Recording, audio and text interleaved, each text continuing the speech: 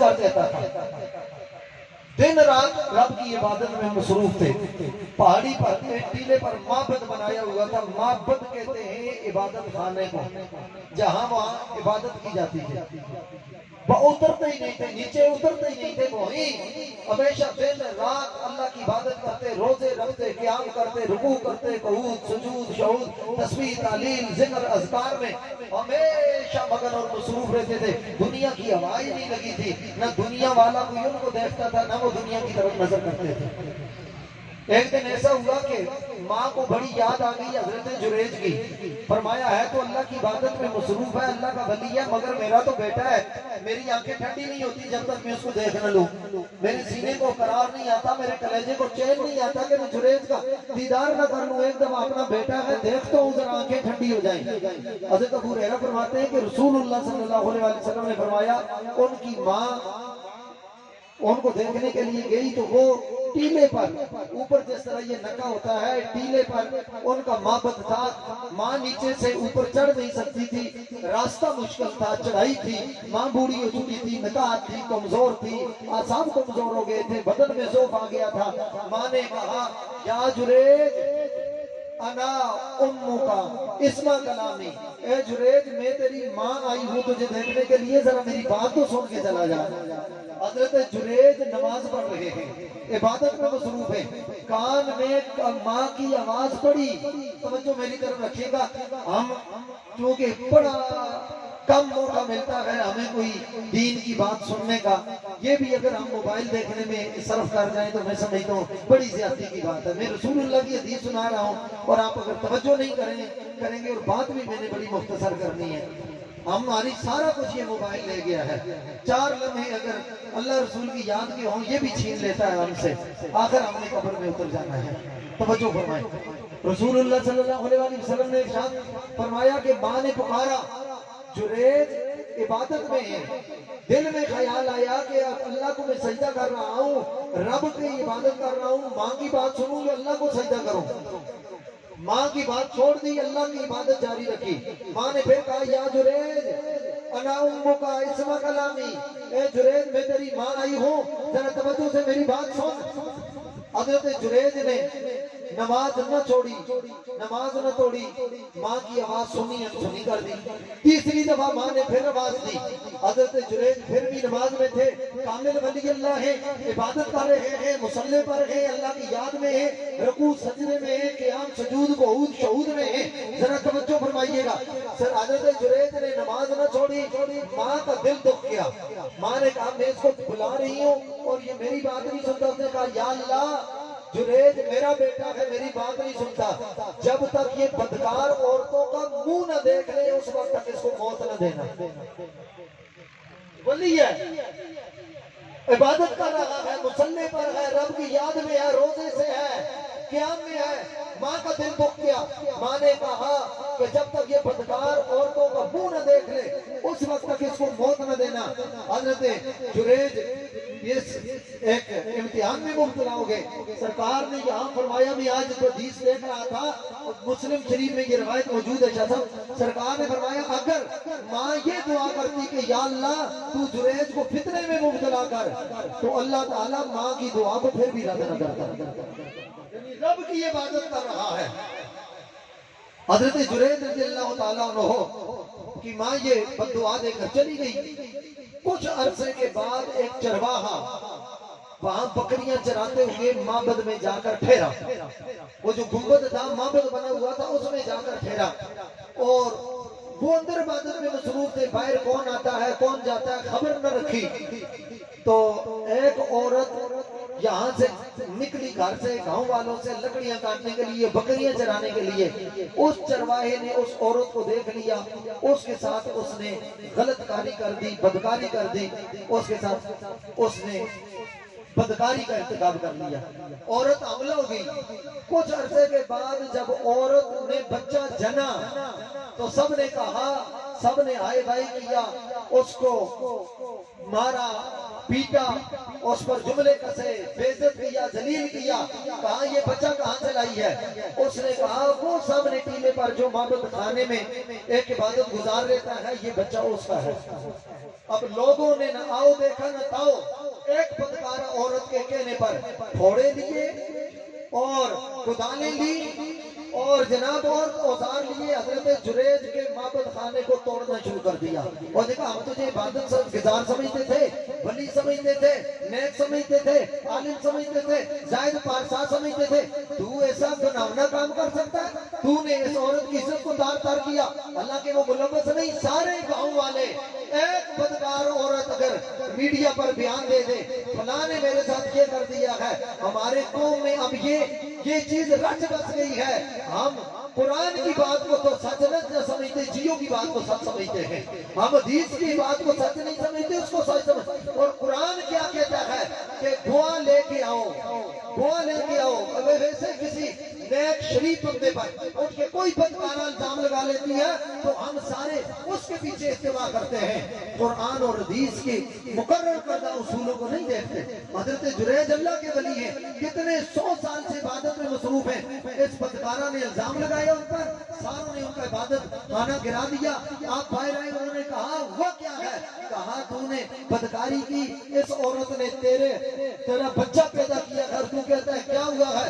سارا محلہ پورا علاقہ سامنے موجود ہے. عورت کو سامنے لایا گیا، فرمایا کہ یہ عورت ہے. کہا میں نے تو اس کو دیکھا ہی نہیں. عورت کہتی ہے نہیں، اسی نے میرے ساتھ ایسی حرکت کی ہے. بچہ ابھی لایا گیا گھوڑے میں تھا، ہاتھوں پہ اٹھایا ہوا تھا. سرکار دو عالم صلی اللہ علیہ وسلم فرماتے ہیں حضرت جریج نے فرمایا ابھی فیصلہ ہوتا ہے، یہ بچہ بتائے گا کہ یہ کس کا ہے.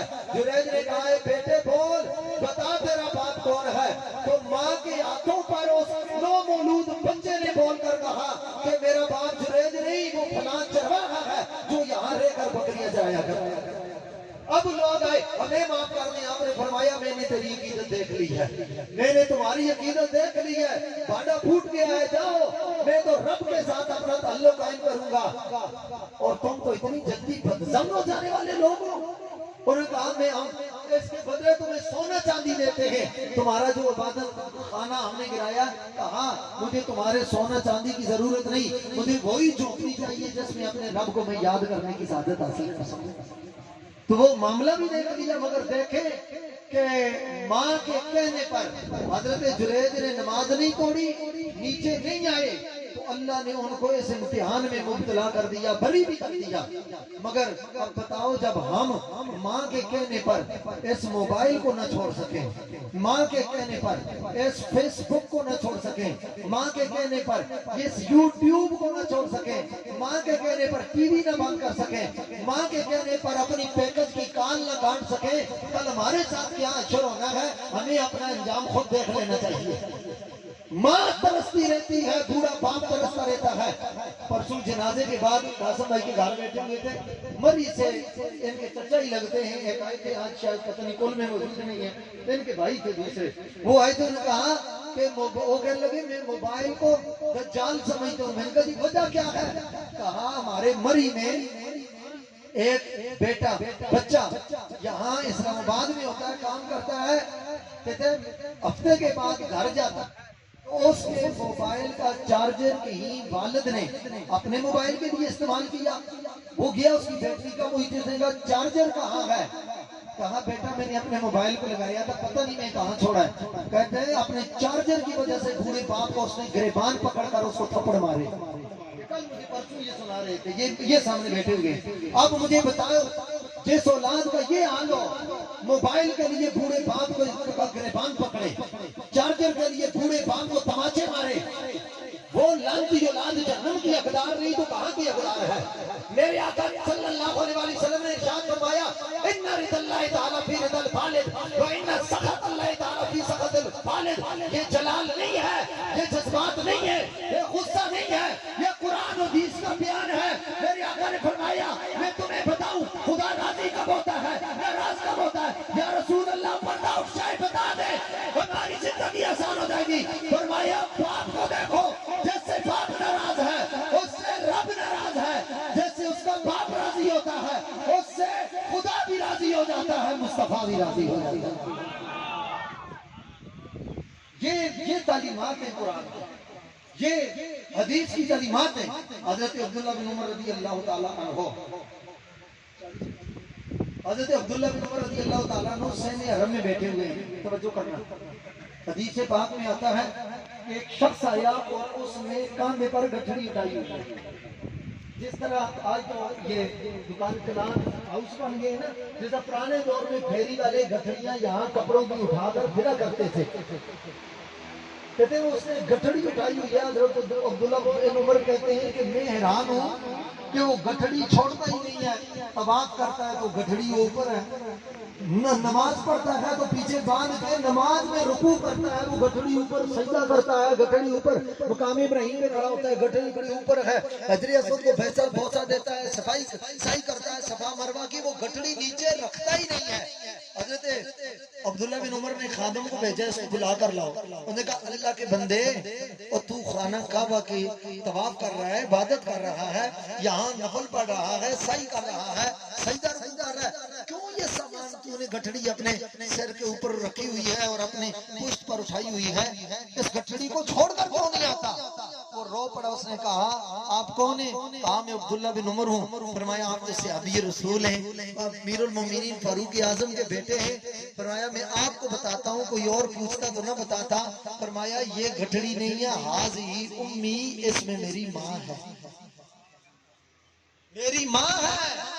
کہا کیوں اٹھائے؟ کہا حضور وہ دیکھ نہیں سکتی، بول نہیں سکتی، فالج زدہ جسم ہے، جسم مفلوج ہو چکا ہے، چل نہیں سکتی، بیٹھ نہیں سکتی، اور گھر میں اور کوئی ہے نہیں، میں اس کو کیسے؟ اس نے مجھے کہا تھا بیٹا جب خانہ کعبہ کے پہ جانا تو مجھے بھی ساتھ لے جانا، مجھے بھی حج کرا دینا۔ کہا میں اتنے دور سے یمن سے آیا ہوں یا کہاں سے آیا ہوں، یہ گٹھڑی نہیں ہے، یہ میری ماں ہے جو میرے کندھوں پر اٹھائی ہوئی ہے۔ حضرت عبداللہ بن عمر رضی اللہ تعالیٰ عنہ فرمان لگے کہاں سے لایا؟ کہا وہاں سے لایا۔ کتنے حج کرانے کا ارادہ ہے؟ کہا ارادہ ہے 7 حج کرانے کا، 5 کرا چکا ہوں، یہ چھٹا ہے، اور انشاءاللہ آئندہ سال بھی کراؤں گا۔ بتائیے کیا اب میری خدمت قبول ہو گئی ہے؟ فرمایا تو کہتا ہے خدمت تو نے ماں کا حق ادا کر دیا، ماں کو جب تجھے پیدا کرتے وقت جو درد سے ہوا تھا، اس کا جو ایک جھٹکا لگا تھا، تو نے تو ابھی تک اس کا بھی حق ادا نہیں کیا۔ یہ ماں کا مقام ہے، یہ والد کا مقام ہے۔ ہم قرآن پڑھیں تو ان کی شان پتہ چلے، ہم حدیث پڑھیں تو ان کا مقام پتہ چلے، ہم ان کے مقام، ہم کچھ اللہ رسول کے بندوں کی باتیں سنیں تو ہمیں مقام پتہ چلے۔ یہ بزرگوں سے پوچھو سفید داڑھیوں والے جن کی آنکھوں میں اب آنسو ہیں، ہمارے لیے تو اب آنسو بھی کسی اور کے لیے رہ گئے ہیں۔ والدین کے لیے کون روتا ہے اس دور میں؟ اللہ رسول کی یاد میں کون روتا ہے اس دور میں؟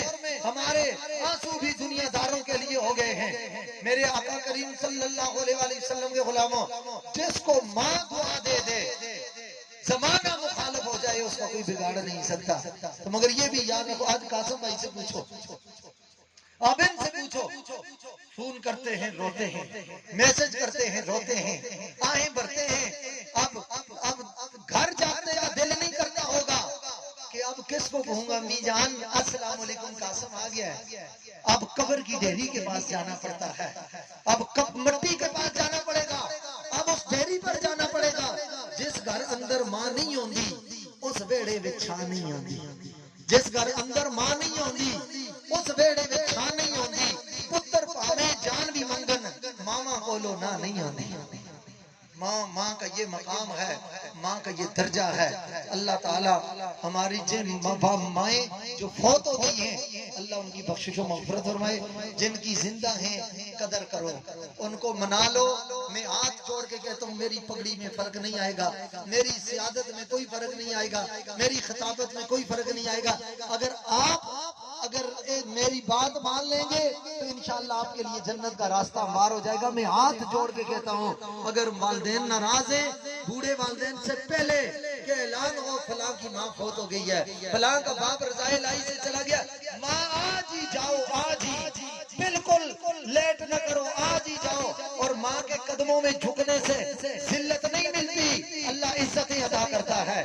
میرے آقا کریم صلی اللہ علیہ وسلم کے بارگاہ میں ایک صحابی حاضر ہوا، عرض کی یا رسول اللہ انی نظر تو، میں نے یہ نظر مانی تھی کہ اگر اللہ ان فتح اللہ تعالی علیہ کا مکہ تھا، اگر اللہ نے آپ پر مکہ فتح کیا تو میں مکے کی جو اونچی والی چوکھٹ ہے اس کو جا کے بوسہ دوں گا۔ اگر یا رسول اللہ میں جا نہیں سکتا، فرمایا تیری ماں زندہ ہے؟ ہاں یا رسول اللہ زندہ ہے۔ فرمایا جا ماں کا پیر اٹھا کے اس کے تلوے پر اپنے ہونٹ رکھ کے بوسہ دے دے، تجھے خانہ کعبہ کی چوکھٹ چومنے کی تیری میت پر منت پوری ہو جائے گی۔ یہ حدیث میں ہے۔ ماں کعبے کی چوکھٹ کو چومنا، ماں کے قدموں کو چومنا یہ ایک ہی ہے، یہ برابر ہے۔ آج ہی ماں باپ کے قدموں کو چومے، باپ کان پکڑ کے کہیں ہم سے غلطی ہو گئی ہے، ہمیں معاف کر دیں، انشاءاللہ کسی ناراض بیٹے سے ماں باپ راضی ہو گئے، خدا بھی راضی ہو جائیں گے، مصطفیٰ بھی راضی ہو جائیں گے۔ اللہ تعالیٰ میری اور آپ کی حاضری قبول و منظور فرمائے، اور جو کچھ میں نے بیان کیا اللہ مجھے اور آپ کو اس پر عمل کرنے کی توفیق عطا فرمائے۔ چونکہ میں نے کہا تھا میں میزبان بھی ہوں، مغرب سے پہلے تاکہ دعا بھی ہو جائے اور جو معذر پیش کرنا وہ بھی ہو جائے، تاکہ نماز اپنے وقت پہ ہو جائے۔ وما علیہ الا البلاغ۔